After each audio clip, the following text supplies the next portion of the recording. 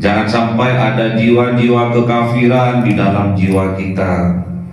Hati-hati terhadap pewaris-pewarisnya para nabi, terhadap pewaris-pewarisnya para rasul, terhadap pewaris-pewarisnya Kanjeng Nabi Muhammad. Kita harus lebih hati-hati, jaga perkataan kita. Jangan sampai kita menyakiti guru-guru kita, jangan sampai kita menyakiti kiai-kiai kita.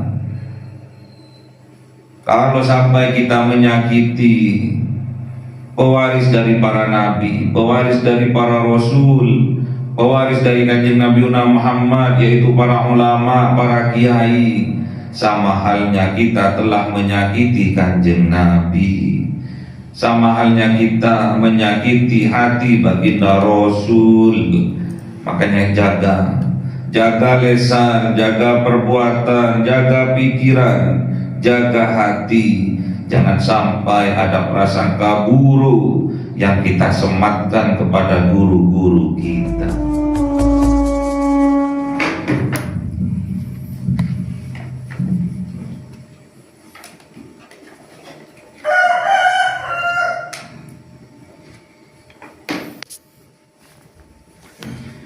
Kalam qadimul la yumadu sama'uhu tanazzaha an qawli wa fi'li wa niyati bihi astaghfi min kulli dari wa nuruhu dalilul liqalbi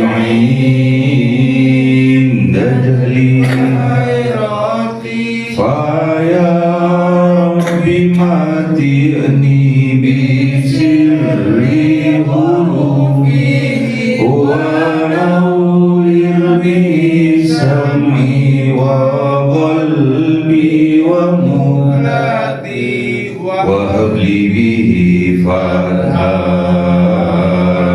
wa ilma wa hikmatan wa anis bihi ya Rabbi fil qabri wa sati wa salli wa sallim kulla yawmi wa laylatin ala man bihi rahmanu yaqbalu tawbati wa ali wa ashabi kiramin a'immatin bihim yaghfirul ghaffaru dhanbi wa zallati. A'udzu billahi minasy syaithanir rajim. Bismillahirrahmanirrahim. Surah Al-Mu'minun 63.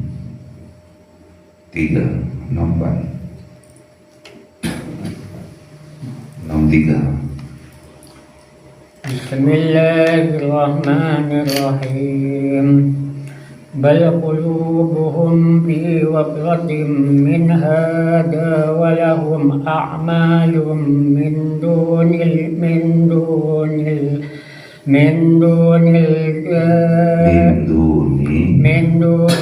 dhalika hum laha amilun. Sadaqallahul azim. Bismillahirrahmanirrahim. Hatta idza akhadna mutrafihim bil adzabi idza hum yaj'arun. La taj'alul yawma innakum minna la tunsurun. Sadaqallahul azim. A'udzu billahi minasy syaithanir rajim. Bismillahirrahmanirrahim. Qad kanat ayati tutla 'alaikum fakuntum ala aqabikum tankisun.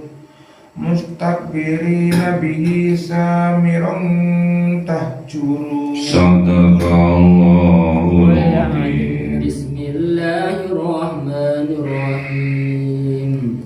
Afalam yadabbarul qawla am ja'ahum ma lam ya'ti aba'ahumul awwalin am lam ya'rifu rasulahum fahum lahu munkirun am yaquluna bihi jinnah bal ja'ahum bil haqqi wa aktsaruhum lil haqqi karihun. Sadaqallahul azim. Bismillahirrahmanirrahim. Bahkan qulubuhum, hati mereka orang-orang yang kafir, fi ghamratin, di dalam kesesatan, min hadza, dari Al-Quran ini, walahum a'malun, dan milik mereka a'malun, perbuatan-perbuatan, min duni dzalika, dari selain dari Al-Quran, hum laha amilun, mereka terhadap perbuatan yang menyimpang dari Al-Quran, amilun, mereka amalkan terus menerus. Jadi orang-orang yang hatinya tertutup dari petunjuk Allah, hatinya tertutup dari petunjuk Allah, tertutup dari Al-Quran, mereka berada dalam kesesatan. Kalau orang yang tidak mau petunjuk dari Al-Quran sebagai mukjizat terbesar, mereka itu berada di dalam kesesatan. Makanya kita bermohon kepada Allah tiap hari, tiap saat, dimampukan kita untuk mengaji Al-Quran. Amin. Karena Al-Quran ini adalah mukjizat terbesar yang diberikan Allah kepada Kanjeng Nabi Muhammad dan umatnya. Mukjizat-mukjizat yang lain sudah tidak ada, seperti tongkatnya Kanjeng Nabi Musa alaihissalam sudah tidak tahu seperti apa, seperti mukjizatnya Kanjeng Nabi Ibrahim, seperti apa adanya kita sudah tidak tahu. Kisah-kisah itu semuanya itu berada di dalam Al-Quran. Makanya Al-Quran ini mukjizat yang terbesar yang diberikan oleh Allah kepada Kanjeng Nabi Muhammad dan umatnya. Makanya harus kita syukuri. Caranya mensyukuri, mentadabburi Al-Quran, memahami Al-Quran, kemudian kita mengamalkan Al-Quran dalam kehidupan sehari-hari. Jangan sampai hati kita tertutup dari petunjuk Allah melalui Al-Quran. Kalau itu sampai terjadi, berarti kita berada di dalam kesesatan. Makanya nikmat yang luar biasa yang diberikan Allah kepada kita, tatkala kita dimampukan oleh Allah untuk mengaji dan mengkaji Al-Quran setiap hari, disyukuri. Banyak orang walaupun dia pandai mengaji, namun belum tentu dimampukan oleh Allah untuk mengaji Al-Quran setiap hari, mengaji Al-Quran setiap saat, mengaji Al-Quran setiap selesai sholat. Belum tentu. Walaupun dia pandai, walaupun dia fasih, namun tidak diberikan kesempatan oleh Allah, kemampuan oleh Allah untuk mengaji Al-Quran, dia tidak akan bisa mengaji Al-Quran, tidak sempat untuk mengaji Al-Quran. Makanya bersyukur kita setiap subuh bukan hanya mengaji, namun kita juga mengkaji dari Al-Quran. Disyukuri itu anugerah dari Allah yang terbesar yang diberikan Allah kepada kita. Makanya kita pandai-pandai bersyukur kepada Allah atas nikmat-nikmat yang Allah berikan kepada kita. Bisa mengkaji Al-Quran, bisa mengaji Al-Quran setiap subuh, itu anugerah yang luar biasa yang Allah berikan kepada kita.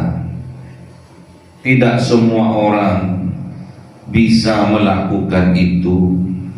Makanya kita bersyukur, jangan sampai kita kufur terhadap nikmat-nikmatnya Allah. Kita ditempatkan di tempat yang baik oleh Allah, itu sebuah anugerah. Kita ditempatkan oleh Allah di tempat yang baik, itulah sebuah nikmat. Bayangkan kita, kalau tempat yang kita diami ini tidak baik, tidak barokah, tentunya kita sulit untuk mengaji Al-Quran, untuk mengkaji Al-Quran. Berarti tanda-tandanya tempat itu diberi keberkahan oleh Allah, diberi barokah oleh Allah. Kita dimudahkan untuk melakukan kebaikan-kebaikan. Fastabiqul khairat. Itulah ulaika yusari'u fil khairati wa hum laha sabiqun. Mereka melakukan kebaikan-kebaikan, itu semua mereka lakukan dengan penuh kehati-hatian. Dijaga hatinya oleh Allah, khawatir hatinya tidak ikhlas. Dijaga hatinya oleh Allah, khawatir di dalam hatinya ada riya, ingin dipuji oleh orang. Dijaga hatinya oleh Allah, dikhawatirkan hatinya ada ujub, membangga-banggakan dirinya. Makanya kita harus bermohon kepada Allah di tempat yang penuh barokah ini, di waktu yang barokah ini. Kita bermohon kepada Allah agar kita selalu diistiqomahkan oleh Allah. Amin. Hatta idza akhadna mutrafihim bil adabi, sampai ketika akhadna menimpakan siapa Allah mutrafihim kepada orang yang hidupnya bermewah-mewahan di antara mereka. Apa yang Allah timpakan? Bil adab, Allah menimpakan dengan azab. Idahum yaj'arun, seketika itu mereka yang hidupnya bermewah-mewahan, yang sering lupa dengan Allah, lupa bersyukur kepada Allah, yaj'arun, mereka berteriak-teriak seolah-olah mereka telah terdolimi, seolah-olah mereka itu tersakiti, padahal mereka telah lalai dari mengingat Allah karena mereka hidupnya bermewah-mewahan, hidupnya berfoya-foya, hidupnya tidak memikirkan orang-orang yang membutuhkan bantuan, melupakan itu semua, menyibukkan diri dengan berfoya-foya, tidak ingat Allah, lupa untuk bersyukur atas nikmat yang Allah berikan. Makanya tatkala Allah menimpakan kepada orang yang hidupnya foya-foya, yang sering lupa kepada Allah, dengan azabnya Allah, idzahum yaj'alun, seketika itu mereka berteriak, mengeluh. Hati-hati, jangan sampai kita hidup melampaui batas. Ukur kemampuan kita, jangan sampai kita melakukan di luar kemampuan kita. Ingat bahwa Allah tidak pernah menguji hambanya di luar kemampuan dirinya. Makanya hati-hati. Sudah lama kita diberi hidup yang enak, hidup penuh dengan kesenangan, sehingga lupa dari mengingat Allah. Ketika kita diuji oleh Allah, diberi adab oleh Allah, seketika itu mereka berteriak-teriak. Diperingatkan oleh Allah, la taj'alul yaum, janganlah kalian berteriak pada hari ini. Innakum, sesungguhnya kalian, minna, dari kami, dari Allah, la tunsorun, tidak mendapatkan pertolongan. Jadi besok di yaumil kiamah, walaupun mereka berteriak-teriak mengatakan kebenaran, mengatakan bahwa dirinya telah didolimi, mengatakan bahwa dirinya telah tersakiti, namun mereka tidak ada gunanya mereka berteriak-teriak itu. Mereka tetap tidak akan mendapatkan pertolongan dari Allah. Kalau hidup di dunia, siapa yang teriak duluan, itu kadang dianggap sebuah kebenaran. Makanya sekarang itu banyak orang yang teriak-teriak. Itu telah melakukan pendzaliman, itu banyak orang yang berteriak menuduh orang lain melakukan pendzaliman. Itu kadang yang didengar duluan oleh mereka.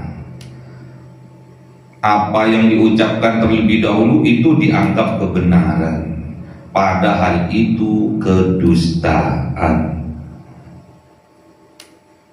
Rampok teriak rampok, pencuri teriak pencuri, itu pencuri, itu pencuri. Akhirnya secara otomatis mereka itu refleks menganggap orang yang diteriaki pencuri itu adalah pencuri yang sebenarnya.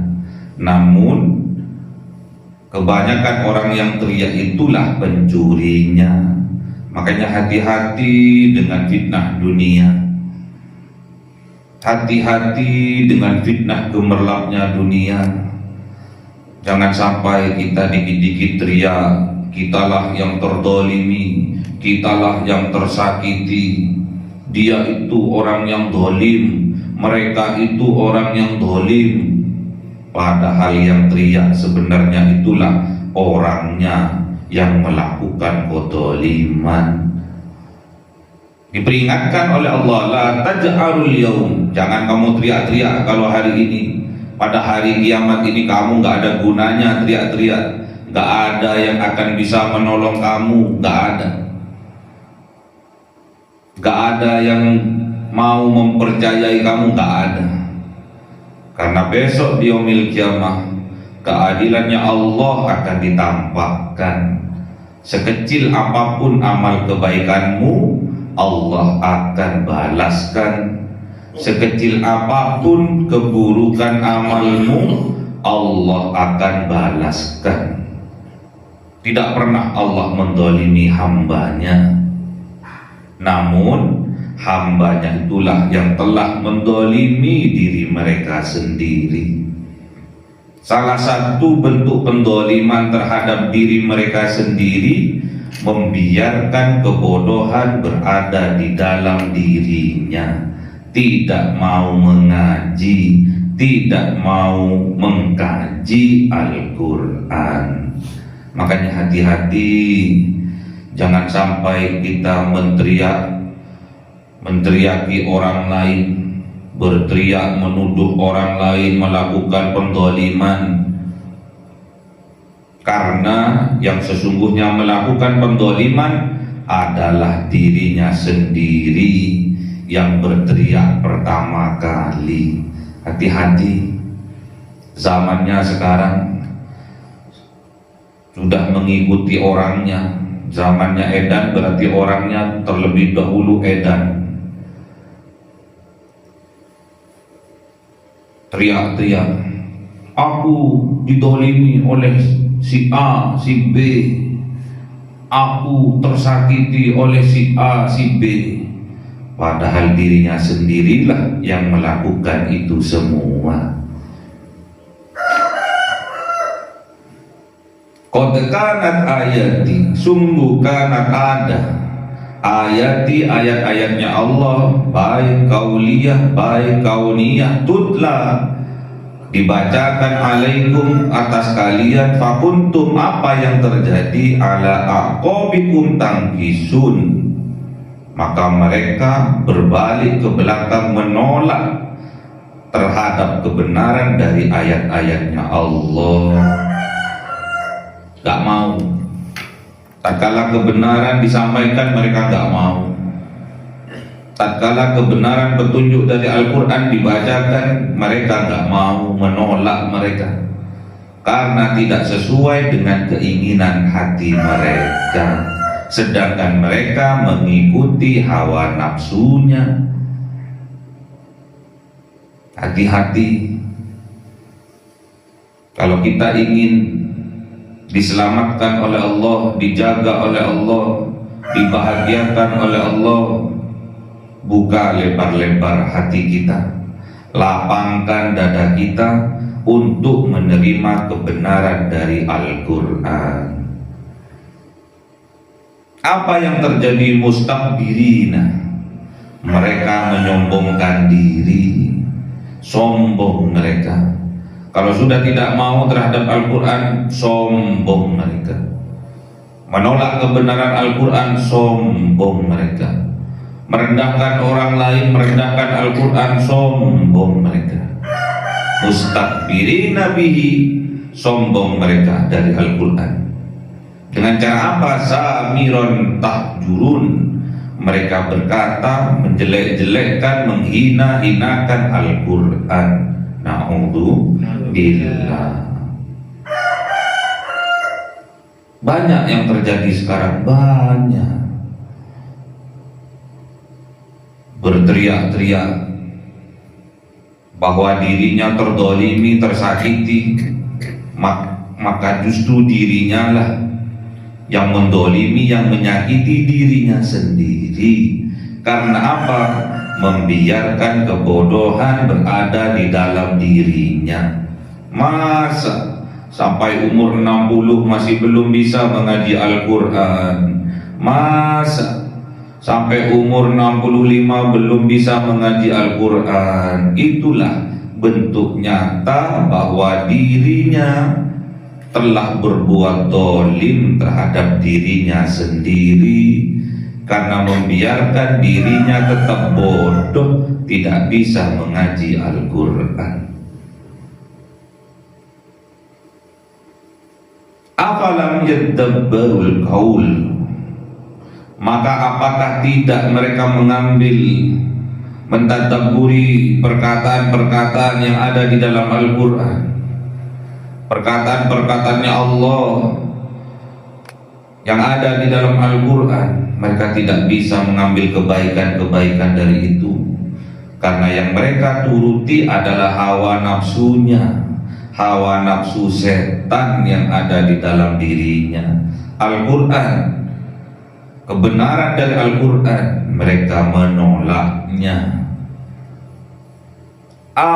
Atau ja'ahum, datang kepada mereka malam ya'ti aba'ahumul awwalin, apa-apa yang tidak datang terhadap kakek moyang mereka terdahulu.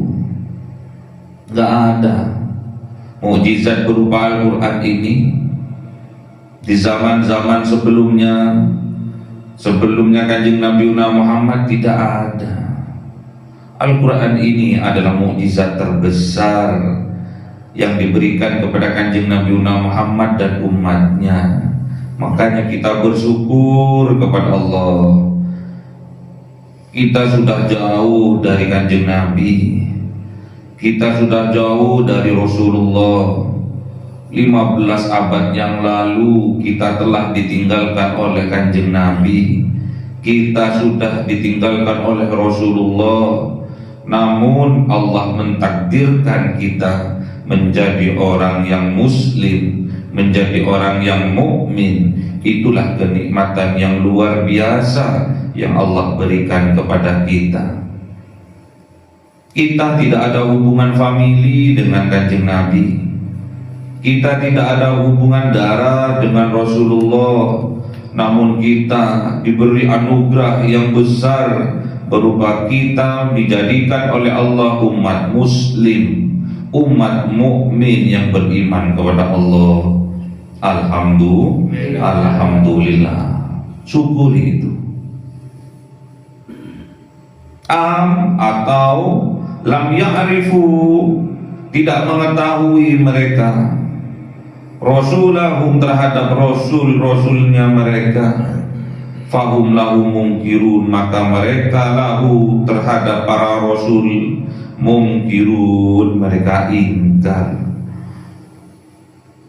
Tidak diberi ma'rifah oleh Allah, tidak diberi pengetahuan oleh Allah. Makanya setiap rasul yang diutus dimusuhi oleh mereka, dihinakan oleh mereka, dicaci maki oleh mereka. Bahkan ada para utusan itu dibunuh, dimutilasi oleh mereka, orang-orang kafir yang menutup hatinya dari petunjuk Allah. Atau yaqulu nabihi jinnatun, mereka berkata kepada para utusan itu jinnatun, bahwa para utusan itu orang yang gila. Bayangkan, Allah mengutus para rasul, para nabi, justru oleh kaumnya sendiri mereka dikatakan orang gila. Bukan cuma orang gila yang mereka sematkan, tukang sihir, pendusta.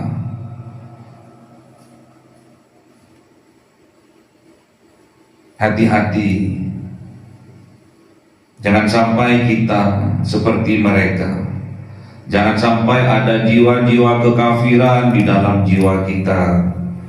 Hati-hati terhadap pewaris-pewarisnya para nabi, terhadap pewaris-pewarisnya para rasul, terhadap pewaris-pewarisnya Kanjeng Nabi Muhammad.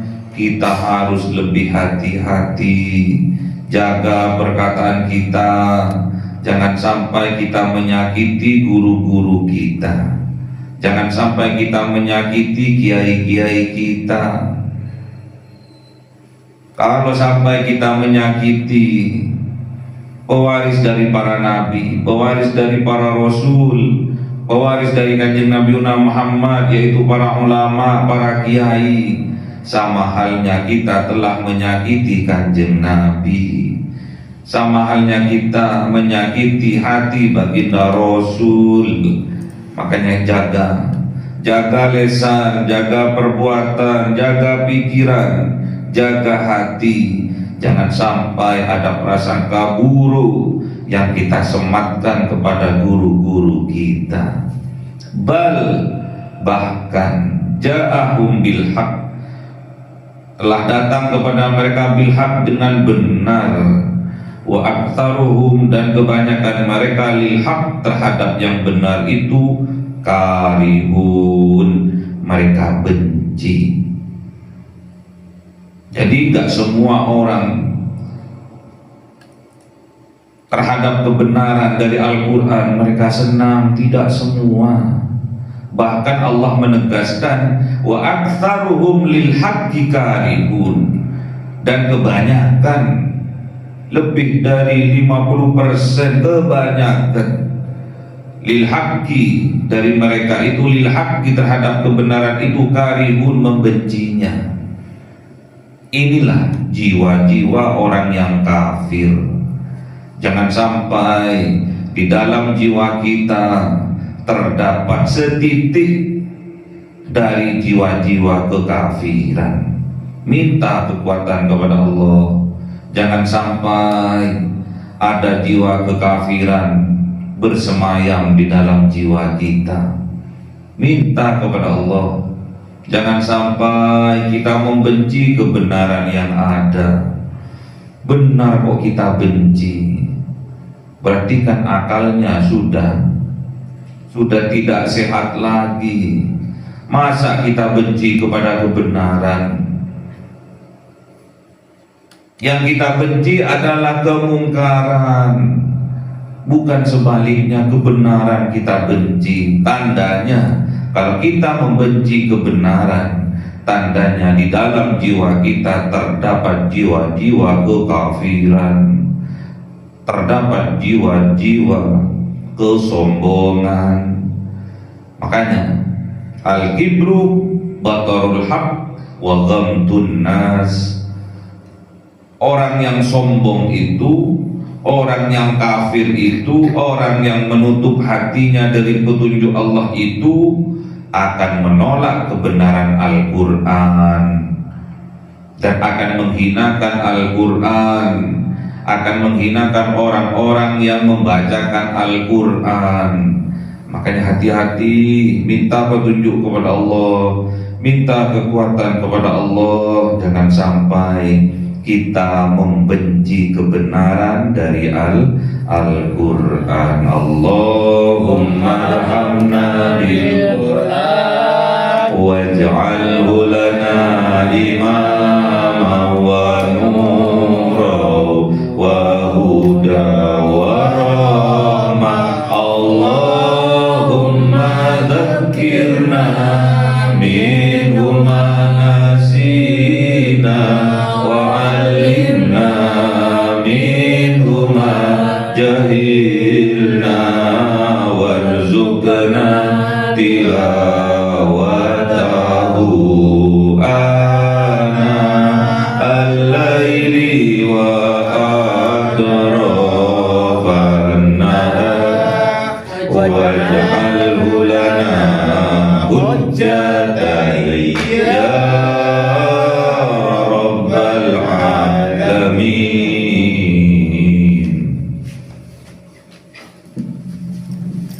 Cahaya 1000 bulan yang dimasukkan oleh malaikat ke dalam hati seorang hamba pilihan atas perintah Tuhannya, memancar dengan dahsyat penuh cinta, menembus relung-relung jiwa yang gelap penuh nista, berubah menjadi terang penuh kasih sayang. Itulah Lailatul Qadar.